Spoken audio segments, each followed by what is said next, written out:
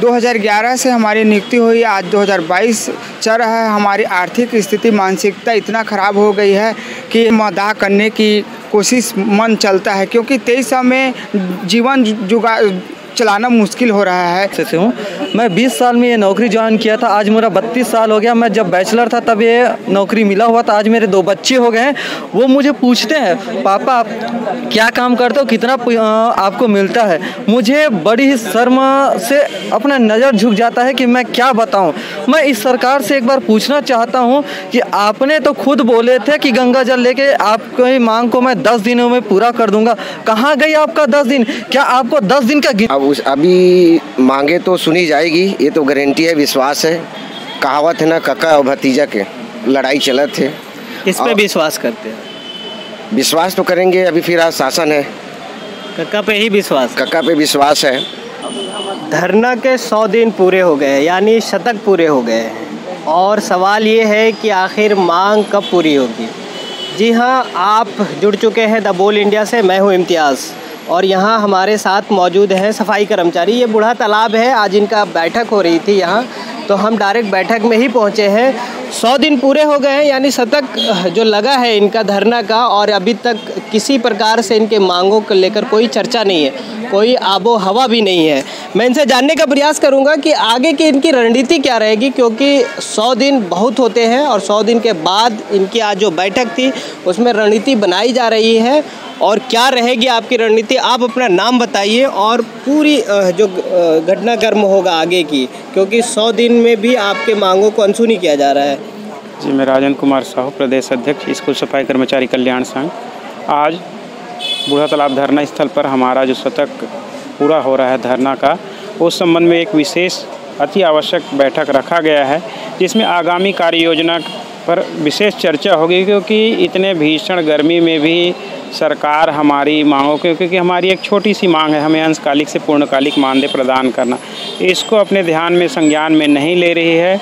उस पर विशेष चर्चा करने के लिए आगे हमको किस प्रकार से योजना बना के, आगे रणनीति बना के हमको लड़ाई लड़नी है और अपनी मांग को पूरा कराना है। क्योंकि हमने एक निर्णय लेके बैठा है कि जब तक हमारी मांग पूरी नहीं होगी, हम धरना स्थल रायपुर को नहीं छोड़ेंगे और अपनी मांग को पूरा कराकर ही हम अपने कार्यक्षेत्र पर वापस जाएंगे। सवाल ये बनता है कि 100 दिन पूरे हो गए हैं, और सवाल पूछा किससे जाए, क्योंकि इन लोगों ने जिस तरह से गुहार लगाया है, बार बार ये कहने का प्रयास किया है कि हमारी मांगों को पूरी कर दीजिए या तो हमारा पद ही समाप्त कर दीजिए। दोनों बात, ये बहुत वजनदार बात है, या तो आप मांग पूरी कीजिए या तो हमारे पद समाप्त कीजिए। किस तरह से लगता है कि क्या आपकी मांगे अब इसके बाद सुनी जाएगी? अभी मांगे तो सुनी जाएगी, ये तो गारंटी है, विश्वास है। कहावत है ना, कक्का और भतीजा के लड़ाई चलत है। किस पे विश्वास करते हैं? विश्वास तो करेंगे, अभी फिर आज शासन है, कक्का पे ही विश्वास। कक्का पे विश्वास है।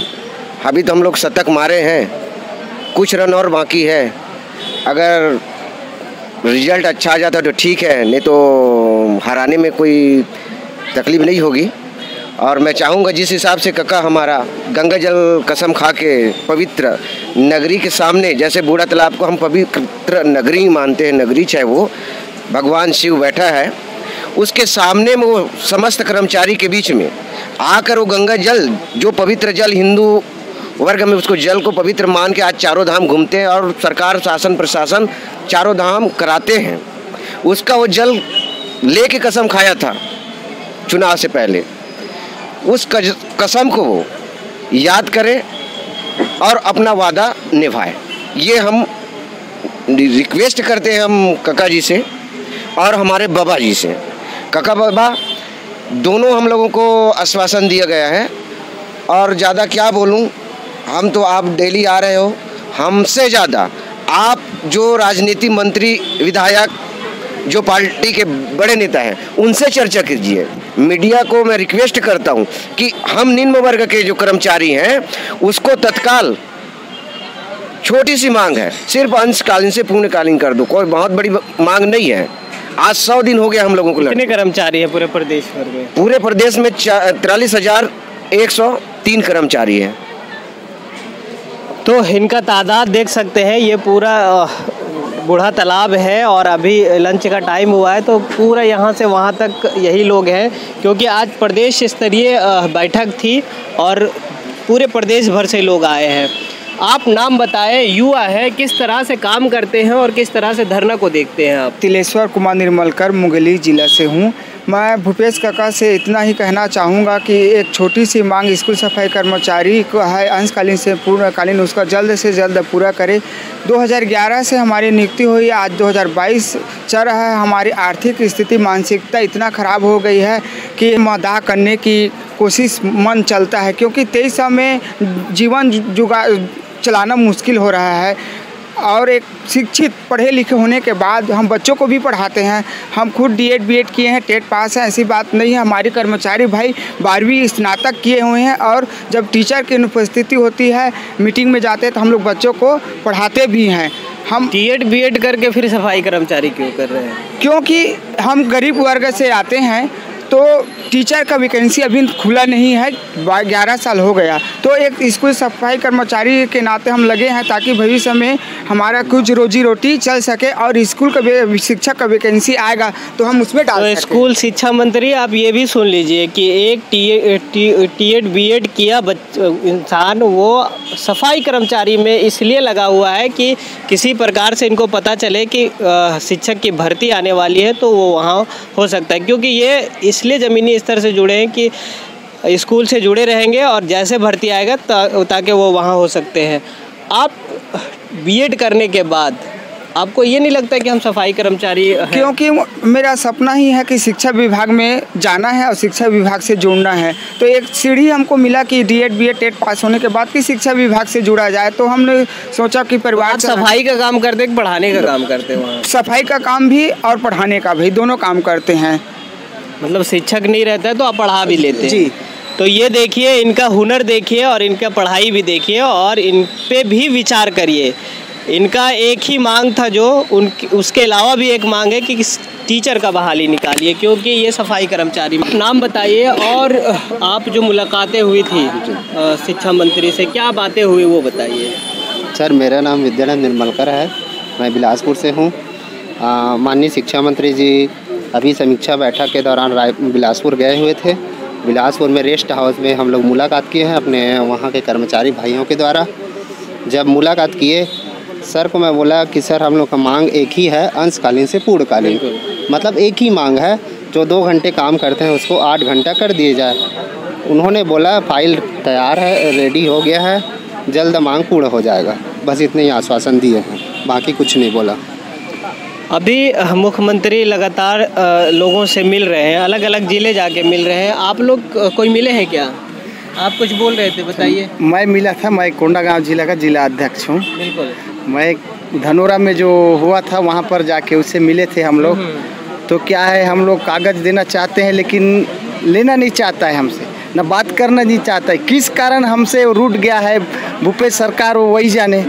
हम लोग उसके मनाने की इतना प्रयास कर रहे हैं, हड़ताल में सामने से बात किए थे कि बात करने की कोशिश कर रहे थे? बात किए थे हमारे मुख्यमंत्री तो सभी से मिल रहे हैं, लेकिन वो हमसे बात करना ही नहीं चाहते हैं, क्योंकि विश्राम गृह में भी था, वो बात करना नहीं चाहते। अब क्या कारण है वही जाने। आप लोग सफाई कर्मचारी सारे मिल के गए थे? हम लोग मिल के केसकाल कोंडागांव। आप नाम बताइए और किस तरह से अभी? मैं पुरुषोत्तम कुमार साहू, जिला धमतरी जिला अध्यक्ष हूँ, जो कि पिछले विगत 12 सालों से स्कूलों में काम कर रहा हूँ। मेरी उम्र 20 साल का था जब मैं जस्ट पढ़ाई करके निकला हुआ था। मेरी आर्थिक स्थिति बहुत ख़राब थी। घर कितना पढ़े हैं आप? अभी मेरा ग्रेजुएशन पूरा कंप्लीट हो गया है। किस ऑनर से क्या है? पंडित रविशंकर यूनिवर्सिटी से मैंने मतलब किस सब्जेक्ट से?